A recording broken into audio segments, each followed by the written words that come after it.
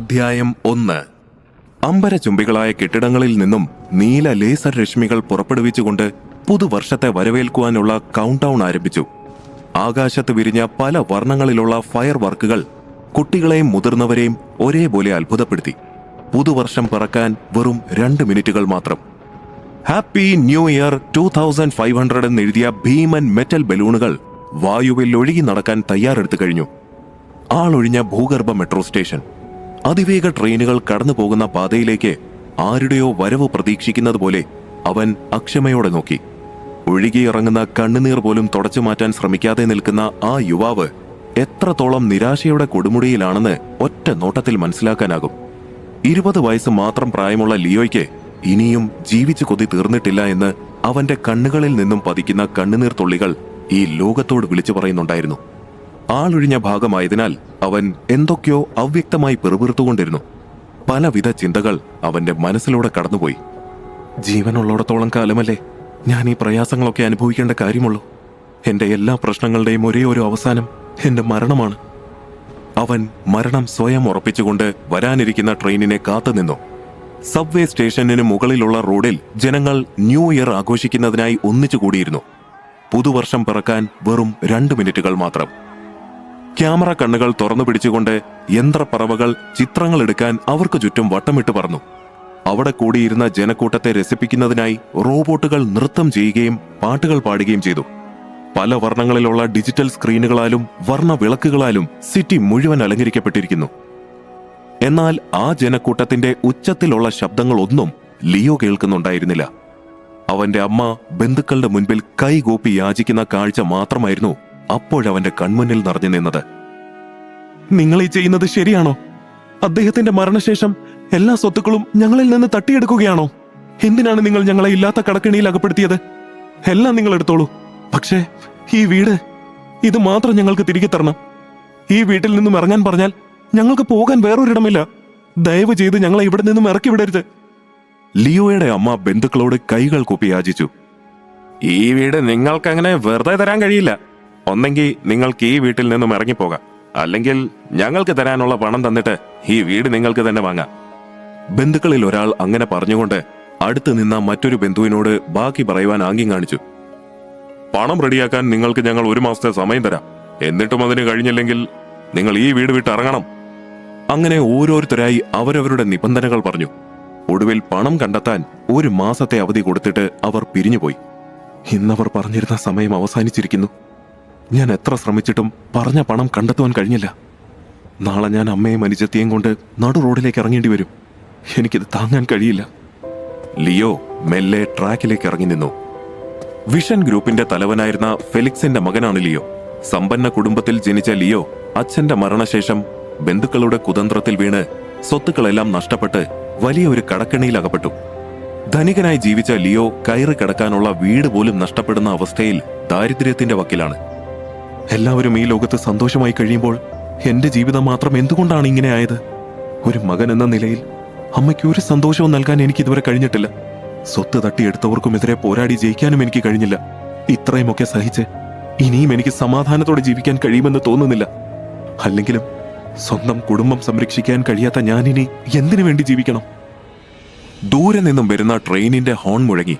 2000 km/min വേഗതയിൽ ആ അതിവേഗ വൈദ്യുത കാന്തിക ട്രെയിൻ കുതിച്ചു പാഞ്ഞെടുത്തു. ന്യൂ ഇയർ പിറക്കാൻ ഇനി ഏതാനും സെക്കൻഡുകൾ മാത്രം. അതാഘോഷിക്കുന്ന ആളുകളുടെ ഉച്ചത്തിലുള്ള കൗണ്ട് ഡൗൺ അന്തരീക്ഷത്തിൽ മുഴങ്ങി. 10, 9, 8, 7. പാഞ്ഞു വരുന്ന ട്രെയിനിന്റെ വേഗത കണ്ട് ലിയോ നിന്നിരുന്ന സ്ഥലം പ്രകമ്പനം കൊണ്ടു. അടുത്തുകൊണ്ടിരുന്ന ട്രെയിനിന്റെ വേഗത കണ്ട് അവൻ കണ്ണുകൾ ഇറുകെ പൂട്ടി. 4, 3, 2, 1. കൗണ്ട് ഡൗണിനൊപ്പം വലിയ ഒരു ശബ്ദത്തോടെ ആ ട്രെയിൻ അവൻ അടുത്തേക്ക് എത്താറായി. പെട്ടെന്നൊരു കൈ അവനെ വലിച്ച് ട്രാക്കിൽ നിന്നും പുറത്തേക്കിട്ടു. എന്താണ് സംഭവിക്കുന്നതെന്ന് ലിയോയ്ക്ക് മനസ്സിലാകും മുൻപേ ആ അതിവേഗ ബുള്ളറ്റ് ട്രെയിൻ മിന്നൽ പോലെ അവനെ കടന്നുപോയി. അതേസമയം ജനങ്ങൾ പുതുവർഷത്തെ വരവേറ്റു. അന്ധകാരത്തിലായിരുന്ന ആകാശം പലവിധ വർണ്ണപ്പൊട്ടുകളാൽ ശബളിതമായി. ലിയോ ഒരു പകപ്പോടെ അവനെ രക്ഷിച്ചയാളുടെ മുഖത്തേക്ക് നോക്കി. അപകടം നിറഞ്ഞ ഈ സ്ഥലത്ത് നീ എന്താ ചെയ്യുന്നത്? ഞാൻ ഒരു നിമിഷം വൈകിയിരുന്നെങ്കിൽ നീ ഇപ്പൊ പല കഷ്ണങ്ങളായി ചിതറിയേനെ. ലിയോ തന്റെ മുന്നിൽ നിൽക്കുന്ന ആളിനെ തെല്ല് നീരസത്തോട് നോക്കി. Professor Benjamin. 50 വയസ്സിന് മുകളിൽ പ്രായമുള്ള, കണ്ണട ധരിച്ച, കണ്ടാൽ ഒരു കോളേജ് പ്രൊഫസറെ പോലെ തോന്നുന്ന ആളായിരുന്നു ബെഞ്ചമിൻ. എന്തിനാണ് സാർ നിങ്ങൾ എന്നെ രക്ഷിച്ചത്? ജീവിതത്തിലോ സമാധാനമില്ല. ഇപ്പൊ നിങ്ങൾ എന്നെ സമാധാനമായി മരിക്കാൻ കൂടി അനുവദിച്ചില്ല. ഇനി നിങ്ങൾക്ക് എന്താണ് വേണ്ടത്? ലിയോയുടെ കണ്ണുകൾ നിറഞ്ഞൊഴുകി. നീ ആരാണ്? ഈ പ്രായത്തിൽ നിനക്കെന്താണ് ഇത്ര ബുദ്ധിമുട്ട്? നിന്റെ പ്രശ്നം എന്താണെങ്കിലും എന്നോട് പറയൂ. എന്നെ കൊണ്ട് കഴിയുന്ന വിധത്തിൽ ഞാൻ നിന്നെ സഹായിക്കാം. നിങ്ങൾക്ക് എന്നെ സഹായിക്കാൻ കഴിയുമോ? എന്റെ പ്രശ്നങ്ങളെല്ലാം സോൾവ് ചെയ്യാൻ കഴിയുമോ? വെറുതെ തമാശ പറയരുത് സാർ. ഒരു പരിചയവുമില്ലാത്ത എന്നെ നിങ്ങൾ എന്തിനു സഹായിക്കണം? ലിയോയ്ക്ക് ദേഷ്യം വരുന്നുണ്ടായിരുന്നു. ബെഞ്ചമിൻ നേരിയൊരു പുഞ്ചിരിയോടെ അവനെ നോക്കി. അടുത്ത നിമിഷം അയാൾ ഇടത് കൈ വായുവിലേക്ക് ഉയർത്തി. നോവ, ഇവനെ സ്കാൻ ചെയ്യൂ. പെട്ടെന്ന് ബെഞ്ചമിന്റെ കയ്യിലുണ്ടായിരുന്ന വാച്ച് ചെറിയൊരു റോബോട്ടായി രൂപാന്തരപ്പെട്ട് അതിന്റെ ചെറിയ യന്ത്രച്ചിറകുകൾ വിരിച്ച് പറന്നു പൊങ്ങി. അത് ലിയോയ്ക്ക് മുന്നിൽ വന്ന് നിന്നു. ലിയോ അതിനെ കൗതുകത്തോടെ നോക്കി. ആ ചെറിയ റോബോട്ട് ലിയോയെ സ്കാൻ ചെയ്തു. അവർക്ക് മുന്നിൽ ഒരു ഡിജിറ്റൽ സ്ക്രീൻ തെളിഞ്ഞു. അതിൽ ലിയോയുടെ വിവരങ്ങളെല്ലാം ഉണ്ടായിരുന്നു. വിഷൻ ഗ്രൂപ്പിന്റെ മേധാവിയായിരുന്ന ഫെലിക്സിന്റെ മകനാണ് ലിയോ എന്നുള്ള കാര്യം ബെഞ്ചമിൻ ശ്രദ്ധിച്ചു. നീ ഫെലിക്സിന്റെ മകനാണോ? എന്റെ പേര് പ്രൊഫസർ ബെഞ്ചമിൻ. നിന്റെ അച്ഛൻ എന്നെ നന്നായിട്ടറിയാം. കുറച്ച് വർഷങ്ങൾക്ക് മുൻപ് എന്റെ ഒരു പ്രൊജക്ടിന് വേണ്ടി നിന്റെ അച്ഛൻ വലിയൊരു തുക സംഭാവന ചെയ്തിരുന്നു. അദ്ദേഹം വലിയൊരു മനുഷ്യനായിരുന്നു. ഞാൻ അദ്ദേഹത്തോട് എന്നും കടപ്പെട്ടിരിക്കുന്നു. ബെഞ്ചമിൻ തന്റെ അച്ഛനെക്കുറിച്ച് പറയുന്നത് കേട്ടപ്പോൾ ലിയോയ്ക്ക് അല്പം ആശ്വാസം തോന്നി. പക്ഷേ ഫെലിക്സിന്റെ മകനെ ഈ അവസ്ഥയിൽ കാണേണ്ടി വരുമെന്ന് ഞാൻ ഒരിക്കലും പ്രതീക്ഷിച്ചില്ല. ലിയോ, എന്താണ് സംഭവിച്ചതെന്ന് എന്നോട് തുറന്നു പറയൂ. ബെഞ്ചമിൻ പറയുന്നത് കേട്ടപ്പോൾ ലിയോയ്ക്ക് അയാളെ വിശ്വസിക്കാമെന്ന് തോന്നി. അവൻ നടന്നതെല്ലാം അയാളോട് തുറന്നു പറഞ്ഞു. ചതി, അതാണ് എന്നെ ഈ അവസ്ഥയിൽ എത്തിച്ചത്. അച്ഛൻ മരിച്ചപ്പോൾ ഇല്ലാത്ത ബാധ്യതകളുടെ പേരും പറഞ്ഞ് ബന്ധുക്കൾ എല്ലാ സ്വത്തുക്കളും കൈവശപ്പെടുത്തി. താമസിക്കുന്ന വീട് പോലും ഞങ്ങൾക്ക് സ്വന്തമല്ലെന്നാണ് അവർ പറയുന്നത്.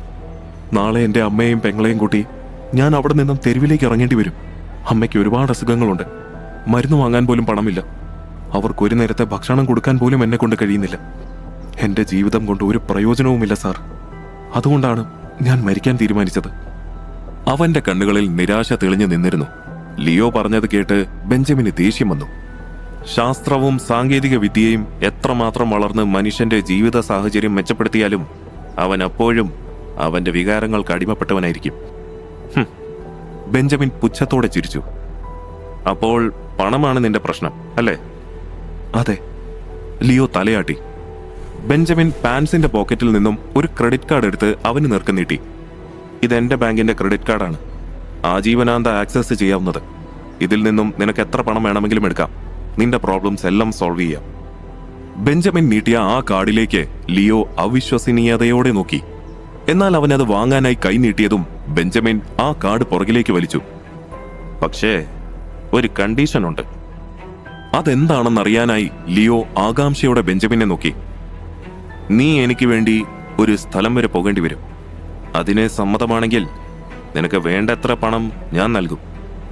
എന്റെ കണ്ടീഷൻസ് അംഗീകരിച്ചാൽ മാത്രമേ നിനക്കത് ലഭിക്കൂ. ലിയോ, നന്നായി ആലോചിച്ച ഒരു തീരുമാനത്തിലെത്തിയാൽ മതി. പക്ഷെ ഒന്നോർത്തോളൂ, നിന്റെ കുടുംബത്തിനെ രക്ഷിക്കാൻ ഇതിനേക്കാൾ മികച്ചൊരു വഴി നിനക്ക് കണ്ടെത്താൻ കഴിയില്ല. ലിയോ കുറച്ചു നേരം ആലോചിച്ചിട്ട് ബെഞ്ചമിനെ നോക്കി. അവന്റെ മുഖത്തപ്പോൾ എന്തോ തീരുമാനിച്ചുറപ്പിച്ചതുപോലെ ഒരു പുഞ്ചിരി തെളിഞ്ഞു. മരിക്കാൻ തീരുമാനിച്ചിരുന്ന എന്റെ മുന്നിലേക്ക് എന്ത് കണ്ടീഷൻ വെച്ചാലും ഞാനത് സ്വീകരിക്കും. എന്റെ കുടുംബത്തിന് വേണ്ടി എന്ത് ചെയ്യാനും ഞാൻ തയ്യാറാണ്.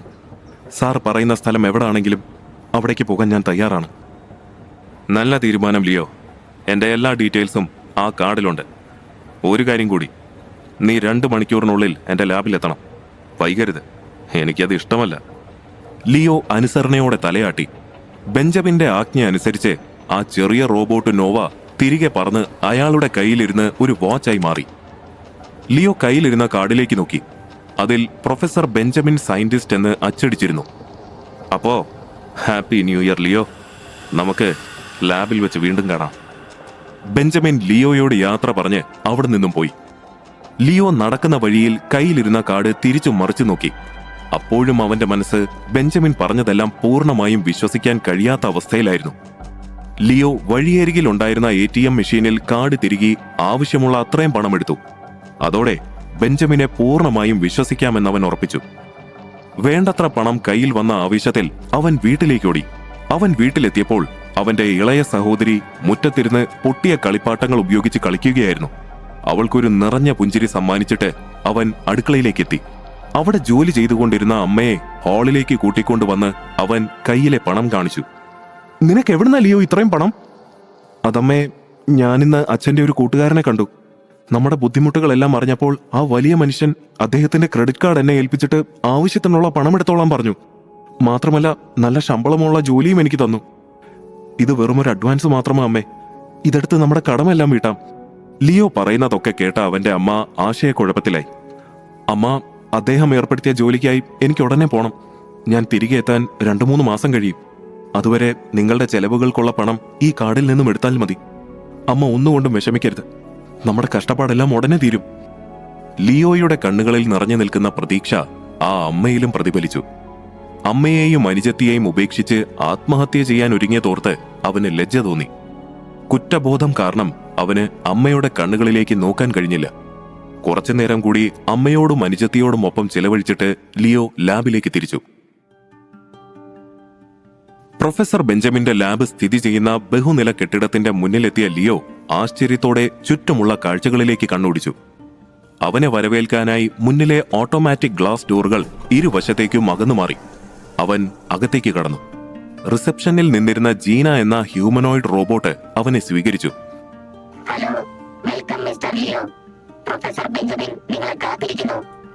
ലിയോ റോബോട്ടിനെ പിന്തുടർന്ന് ബെഞ്ചമിൻ അടുത്തേക്കെത്തി. ബെഞ്ചമിൻ അവിടെ വലിയൊരു മെഷീൻ നന്നാക്കുകയായിരുന്നു. ആ മെഷീനിന് ചുറ്റും വയറുകൾ കൂടിപ്പടഞ്ഞു കിടന്നിരുന്നു. കൂടാതെ വലിയ വളയങ്ങളും നടുവിലായി ഒരു ചതുര കസേരയും സ്ഥാപിച്ചിരുന്നു. വരൂ ലിയോ, ഞാൻ നിനക്ക് പോകാനുള്ള വാഹനം തയ്യാറാക്കി നിന്നെ കാത്തിരിക്കുകയായിരുന്നു. ലിയോയെ കണ്ട ബെഞ്ചമിൻ ആഹ്ലാദത്തോടെ അവനെ ആ മെഷീനിനടുത്തേക്ക് ക്ഷണിച്ചു. ഞാൻ എവിടേക്കാണ് പോകേണ്ടതെന്ന് പ്രൊഫസർ ഇതുവരെ പറഞ്ഞില്ലല്ലോ. ലിയോ ആകാംക്ഷയോടെ ബെഞ്ചമിനോട് ചോദിച്ചു. ബെഞ്ചമിൻ മുന്നിലുണ്ടായിരുന്ന അത്യാധുനിക കമ്പ്യൂട്ടറിലെ ഒരു ബട്ടൺ പ്രസ് ചെയ്തു. അവർക്ക് മുന്നിൽ വലിയൊരു ഹോളോഗ്രാഫിക് സ്ക്രീൻ തുറന്നു വന്നു. അതിൽ ഭൂമിയെ പോലെ മനുഷ്യർ ജീവിക്കുന്ന അനേകം ഗ്രഹങ്ങളുണ്ടായിരുന്നു. ലിയോ അത്ഭുതത്തോടെ അതിലെ കാഴ്ചകൾ നോക്കി. ബെഞ്ചമിൻ അതിൽ ഭൂമിയെ പോലെ തോന്നിക്കുന്ന ഒരു ഗ്രഹത്തിന്റെ ഇമേജ് വലുതാക്കി ലിയോയെ കാണിച്ചു. ഇതാണ് പ്ലാനറ്റ് സൈഫർ. നമ്മുടെ ഭൂമിയെ പോലെ മറ്റൊരു ഗ്രഹം, അതായത് പാരലൽ യൂണിവേഴ്സിൽ നിലനിൽക്കുന്ന മറ്റൊരു ഭൂമി. നിലവിൽ മനുഷ്യരാശിക്ക് ലഭ്യമായിരിക്കുന്ന ഏറ്റവും വലിയ നിധിയാണ് സൈഫർ ഗ്രഹം. ഈ ഗ്രഹത്തിലേക്കാണ് ഞാൻ നിന്നെ അയക്കാൻ പോകുന്നത്. ലിയോ കൗതുകത്തോടെ മുന്നിൽ കാണുന്ന സ്ക്രീനിലേക്ക് നോക്കി. ഭൂമിക്കിനി അധികമായി ഉണ്ടാകില്ല ലിയോ. ഈ ലോകം നശിച്ചാലും മനുഷ്യരാശി നിലനിൽക്കണമെന്നാണ് എന്റെ ആഗ്രഹം. അതുകൊണ്ട് ഞാൻ നേരത്തെ തന്നെ ഒരു ഡേറ്റ കളക്ടിംഗ് ഡിവൈസിനെ സൈഫറിലേക്ക് ടെലിപ്പോർട്ട് ചെയ്തിരുന്നു. പക്ഷേ ആ ഡിവൈസിനുണ്ടായ ചെറിയൊരു തകരാർ മൂലം എനിക്ക് അവിടെ നിന്നും വിവരങ്ങളൊന്നും ലഭിക്കുന്നില്ല. അതുകൊണ്ട് നീ അവിടേക്ക് പോയി ആ ഡിവൈസ് കണ്ടെത്തി റീസ്റ്റാർട്ട് ചെയ്യണം. ലിയോ എല്ലാം മനസ്സിലായെന്നതുപോലെ തലയാട്ടി. ബെഞ്ചമിൻ ലിയോയെ ആ വലിയ മെഷീനിന്റെ മധ്യഭാഗത്തുള്ള കസേരയിലേക്ക് ഇരുത്തി. മെഷീൻ പ്രവർത്തിപ്പിക്കുമ്പോഴുണ്ടാകുന്ന ഭയത്താൽ ലിയോ അതിൽ നിന്നും പിന്തിരിയാതിരിക്കാൻ അവന്റെ ശരീരവും കൈകാലുകളും ബെൽറ്റിനാൽ ആ കസേരയോട് ചേർത്ത് ബന്ധിച്ചു. എന്നിട്ട് തോക്കുപോലെയുള്ള വസ്തു ഉപയോഗിച്ച് ലിയോയുടെ കഴുത്തിൽ ഒരു GPS ഡിവൈസ് ഇൻജെക്ട് ചെയ്തു. അതിനുശേഷം ആ മെഷീൻ പ്രവർത്തിപ്പിക്കുന്നതിനായി ബെഞ്ചമിൻ സെക്യൂരിറ്റി റൂമിലേക്ക് പോയി. ലിയോ, നിന്റെ ജോലി വളരെ എളുപ്പമാണ്. അവിടെ എത്തി ആ ഡേറ്റ കളക്ടിംഗ് ഡിവൈസ് കണ്ടെത്തുക, അത് ആക്ടിവേറ്റ് ചെയ്യുക. അത് പ്രവർത്തിച്ചു തുടങ്ങിയാൽ ഇതുപോലൊരു പോർട്ടൽ അവിടെ തുറന്നു വരും. അതുവഴി നിനക്ക് ഇവിടേക്ക് തിരികെ എത്താം. നീ റെഡിയാണോ? ബെഞ്ചമിൻ ലിയോയെ നോക്കി. ഉള്ളിൽ ഭയമുണ്ടെങ്കിലും അത് മറച്ചുകൊണ്ടവൻ സമ്മതമറിയിച്ചു. റെഡി. പ്രൊഫസർ ബെഞ്ചമിൻ മുന്നിലുണ്ടായിരുന്ന കമ്പ്യൂട്ടറിലെ ചുവന്ന ബട്ടണിൽ വിരളമർത്തി. ലിയോയ്ക്ക് ചുറ്റുമുണ്ടായിരുന്ന വലിയ വളയങ്ങൾ മുകളിലേക്കും താഴേക്കും ചലിക്കാൻ തുടങ്ങി. മെല്ലെ മെല്ലെ എഞ്ചിന്റെ വേഗത കൂടി. ലിയോയുടെ കണ്ണുകൾ ഭയത്താൽ വിടർന്നു. അതിൽ നിന്നുമുണ്ടാകുന്ന റേഡിയേഷൻ തന്റെ ശരീരത്തിലേക്ക് തുളച്ച് കയറുന്നതുപോലെ അവന് അനുഭവപ്പെട്ടു. ശരീരം തൂവലുപോലെ ഭാരമില്ലാതായി. മെഷീനിൽ നിന്നുമുണ്ടാകുന്ന അതിശക്തമായ വൈദിക കാന്തിക തരംഗങ്ങൾ ലിയോയുടെ തലയ്ക്ക് മുകളിലായി ഒരു ഇലക്ട്രിക് പോർട്ടൽ സൃഷ്ടിച്ചു. അതിൽ നിന്നുമുള്ള കൃത്രിമ മിന്നലുകൾ അവന്റെ ശരീരത്തിലേക്ക് പതിച്ചു. ലിയോ ഒരു വിറയലോടെ ബോധരഹിതനായി. എഞ്ചിൻ അതിന്റെ പൂർണ്ണ വേഗത കൈവരിച്ചപ്പോൾ ബെഞ്ചമിൻ കണ്ണുകൾ ഇറുക്കെ പൂട്ടി. ശക്തിയേറിയ വെള്ളി വെളിച്ചം അവിടെ മിന്നിമാഞ്ഞു. എഞ്ചിൻ സാവധാനം നിശ്ചലമായി. ബെഞ്ചമിൻ മെല്ലെ കണ്ണുകൾ തുറന്നു. അയാൾക്ക് മുന്നിൽ ലിയോ ഉണ്ടായിരുന്നില്ല. പകരം അവിടെ സ്ഥാപിച്ചിരുന്ന സ്ക്രീനിൽ teleportation to planet cipher success എന്ന് എഴുതിയിരുന്നു.